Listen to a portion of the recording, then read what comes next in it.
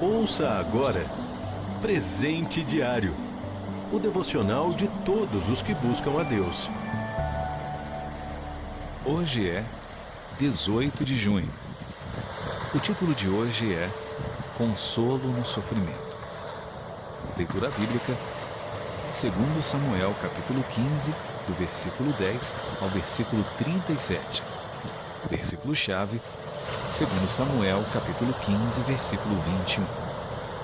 Itai respondeu a Davi: Juro pelo nome do Senhor e por tua vida, que onde quer que o rei, meu senhor, esteja, ali estará o seu servo para viver ou para morrer.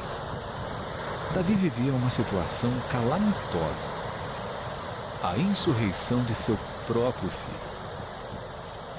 Muitos de seus conterrâneos e servos apoiaram Absalão. Porém, na hora da fuga, Davi recebeu demonstrações de fidelidade. Alguns de seus conselheiros, assim como um estrangeiro, acompanharam, mesmo sabendo que suas vidas